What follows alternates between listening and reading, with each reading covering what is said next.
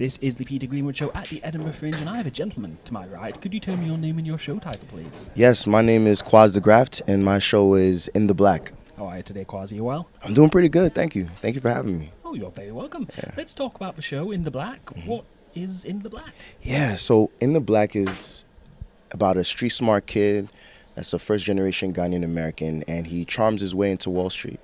And so the play explores identity, morality, and the costs of making it. You know, like what are you willing to give up to get what you want? You know, especially when you don't come from much, and in a world that's not built for you.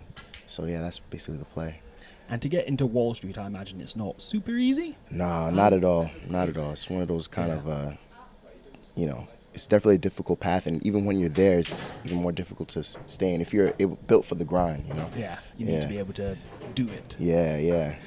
How did you come up with the idea for the show? How much of this is based on you? Yeah, so a lot of it is my story, especially like growing up, you know, growing up in New York, not coming from much, but having that kind of ambition to, you know, want to live in different circumstances. And my father is, you know, I'm Ghanaian, and my father, he's very much, I think a lot of first generation families can attest to, but, you know, they come to the States or wherever, and they want their kids to succeed. So, you know, we look at the professions that kind of have a high success rate, which is, you know, a doctor, a lawyer, an accountant. And so I chose accounting. My father is also an accountant, so it was pretty much like, you know. So the numbers are in your soul. Yeah, exactly. Even though, you know, as I got older, I realized, you know, this is not really for me, honestly. I feel like I was just kind of living my father's dream, or living what he wants, which I come to understand. He just wanted the best for his kids, but that's not, you know, it wasn't really my path, right? But it took me some time to finally understand that. Yeah, so when I went to school for accounting and I graduated, started working at Ernst & Young, which is an Big Four auditing firm. Worked a bit in fintech and also private equity. So drawing from stories and experiences that I've heard from, you know, while working there, but also, you know, growing up, yeah. And what are some of the wildest stories that you wanted to include in the play? And are there any of you who are like, this is too wild, nobody will believe this? Man, I think maybe some holiday parties that I heard about. I heard this holiday parties can be pretty wild. Like they would. How should I do this without revealing? You say anything you but like. You know, I heard that one firm used to pass out condoms as if, you know, you pass out hors d'oeuvres at holiday parties, which is crazy. I was like, wow. Wow. Yeah. You know how people make like displays out of food and stuff? Did they ever make like displays out of them?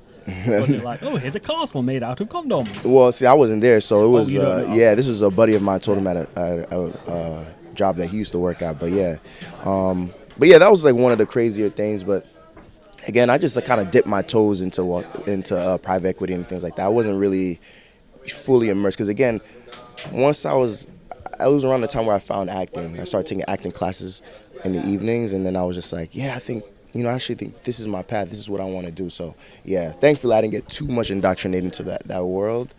But I don't think all of it's like that. Obviously, you know, we look at films like Wolf on Wall Street, and it's definitely a heightened thing.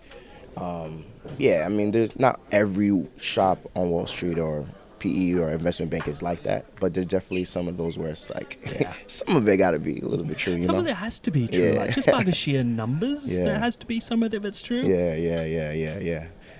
So yeah, I can't really speak a blanket statement for all of, you know, finance, but yeah. But someone, somewhere. Yeah. But you know, but essentially, yeah, I wanted to take those and just take all these different stories that had heightened it and kind of came up with this story. Because essentially, one of my favorite artists, Big Sean, he had this one lyric that said, "Are you willing to give up what you love for who you love?" And that always rung with me because of how I grew up and I had that ambition to, like, you know, make it. I always thought I always was afraid that my ambition would consume me and hurt the people around that I love the most, you know, and because sometimes you get so narrow focused that everything else kind of fades to the side. And so that's what kind of how the play started, where it was like, how far am I willing to go to succeed? And so that's kind of, so I just started thinking and, you know, thinking about stories, because there's been like a through line in my life of certain things, even women, where they says, there's one girl I had dated said, Quaz, the thing that I love the most about you is what scares me the most, because you're so ambitious, but I don't think I can ever be like number one in your life. I always be like number 2 or 3. That must have been quite hurtful to hear. Yeah, it's hurtful, and I understood it because, again, I remember reading in this Will Smith book about dating dreamers, and sometimes the dream gets so all-encompassing, you know. So that's something I'm actively still working on today. So when you left that field, what was the reaction from your dad, who was in finance? Did that go well? No, it did not. It did not. Yeah, he was just kind of, because at first it was, you know, I would just do like, you know, short films and indie projects, so I was still working. But I think one of the big major steps I made was when I booked a guest star on a TV show called Power, Raising Kanan, and it was filmed in New York, and that was kind of one of the major steps. And then, and even then, even my mom was just like, still keep your job. Like, this is whatever it is. And it's fun because everyone around her was like, wow, this is so great. He was on TV, this and that. She was like, yeah, but that's nothing. We're going to keep your accounting job. But like, you know, years later, and now here at the Fringe, he's like my biggest support. He's always texting me after the show, like, how did it go? Asking me about it. So it's a beautiful thing. Yeah, now he's like all, completely on board, my whole family. So, yeah, it feels good to have his support and blessings. So, yeah. I was going to say, it must be really great to have that support and that encouragement as well, especially all the way over here. Is this your first time in Edinburgh? Yeah, first time. How are you enjoying it? I'm loving it. It's, you know, I'm eating great, and I'm meeting, I think one of the best things is just meeting all the artists that are here. Meeting really, really creative and just amazing people. I've seen incredible shows, and it's just, I think that really feeds my soul, and it can only feed my own artistry as well. Like, I think I made friends that I'm going to have for the rest of my life. So, yeah, it's just been an unreal experience, yeah. And how have people been enjoying the show? Yeah, people are really responding. Like, I'm reading some of these reviews, and they're saying, like, you know, it's causing a buzz, and I'm like, what? Honestly, I'm really on cloud 9, because I remember the first couple shows, it was like 3-4 people in the audience, which was great. You know, it didn't really matter to me how many people were, as long as, you know, I just wanted to share my story. And then as the days went on, now we're like packing out the room, and it's just like, who are these people? Where are they coming from? So I guess, you know, word of mouth really is a thing. So, yeah, it's a blessing. That's one of the things about the Fringe. This is my 6th year covering the Fringe, and now everyone's online. You're putting your trailers on Instagram, you're doing hashtags, and that helps to a certain extent. But the thing about the Fringe is it's always been, and I think always will be, word of mouth and creating buzz amongst people. And it sounds like that's what's happening from your show. Yeah. You can't. I couldn't write this. This is it's incredible, because, you know, I could be doing better flying, honestly. I'm not the best flyer. That's a whole other beast in itself. I've never done like a show, and I kind of fear flyering. I always take a flyer from anyone. It's like, oh, thank you. And I do look at them. I do love a flyer. Yeah. But it just seems terrifying to me. I could never do it. Yeah. The crazy thing is like, you know, you sit and you write this whole play. You put your soul into it. Everything I got is like a lot of my personal stories in there. And then when you go to flyer to pitch it, I'm like, damn, what is this show about? How do I pitch the show? Especially in a truncated amount of time, right? Because people got to go. So that was something that was a muscle that had to be worked on. But I think I got it down packed. Now it's just really just being consistent with flying. So, but thank God that, you know, audiences are responding. The reviewers have said wonderful things about it, and we even got shortlisted for the Popcorn New Writing Award, which is really cool. Yeah, that's amazing. Congratulations. Thank you. When do you find out the results of that? We found out August 20th. Oh, that's so far away. Very far. It's like the 10th today. That's like on day of recording. This is the 10th. So that's 10. Why wait so long? Come on now. I know, but hey, I guess they need to be fair. Other shows are still starting. But that's right. There'll be a whole new bunch of shows that's arriving next 2 weeks. Yeah, like all the people you meet during the first week or so, it's like, okay, bye. Yeah. By now you're the seasoned veteran, so you'll be where they were just 10 days ago. Like, that's crazy, isn't it? And you're like, yeah, it's just over there. Go see it. Have a good time. That's so crazy. Yeah, I guess I would be kind of a vet out here now. Do you enjoy Edinburgh, and how do you feel that the culture in Edinburgh is different from the culture of performing it in New York? So I guess I can't really even speak to because when I was in New York, I did a couple of acting classes, but then after I booked that TV show, a buddy of mine, he basically was like, Quaz, I think you have something here. I think you should really study, go to drama school. So that's when he said, look into getting an MFA. And I was like, what's an MFA? And so I Googled it, and then I ended up going to California at the University of Southern California. Yeah, so then I ended up going cross country and studying. So my artistic community is not really in New York currently because I didn't really do much acting in New York. So now that I've graduated, I'm hoping to go bi-coastal and build a acting community out there in New York as well. I mean, I do know a couple different actors, but it's definitely heavily in LA. But we did do 2 shows at the Hollywood Fringe. I've heard about this Hollywood Fringe. Yeah. I'm desperate to get out there because I imagine it being like Edinburgh, except even hotter. Yeah.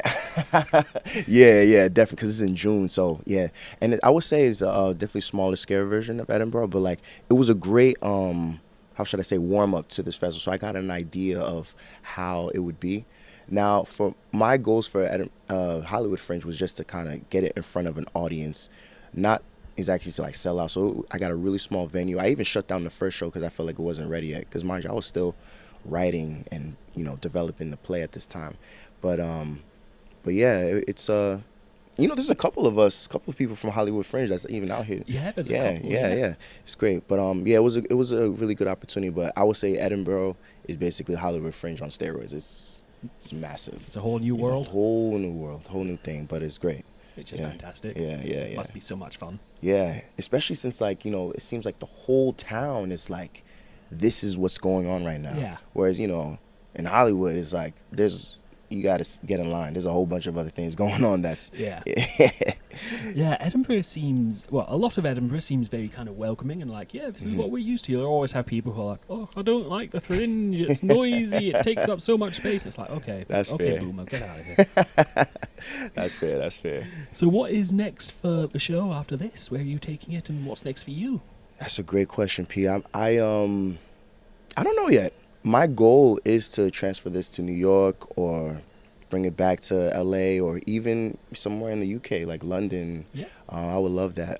That's actually one of our goals. Our producer and partner Leslie and we definitely want to extend the life. Like, we don't want it to end at the Fringe. We want to keep touring, maybe even touring at different college campuses in the States. Or I know some people spoke to me about other fringes. Yeah, there's a lot of other fringes. Yeah, I'm learning a lot. Camden in London. There's one in Brighton. I'm sure there's a couple of others around the UK. There's Australia. Australia is a big one. Yeah. So hey, it's funny because when we started as touring a solo show, I didn't even know that was a thing. So that would be really cool to do that.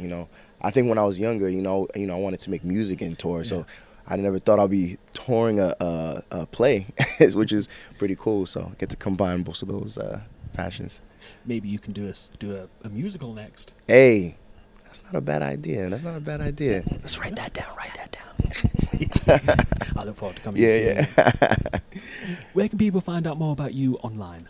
Yeah, you can find everything on Instagram at Quaz Degraft. That's QUAZDEGRAFT. That's my main social.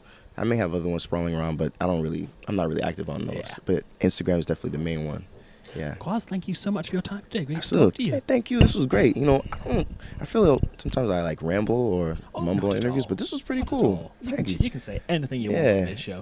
Appreciate it, Peter. Like, I won't tell you what I thought MFA stood for. But thank you for your time. Absolutely. Thank you, Peter. In the Black is playing at Stevenson Theatre at the Space at Surgeons Hall at 10:20 in the morning.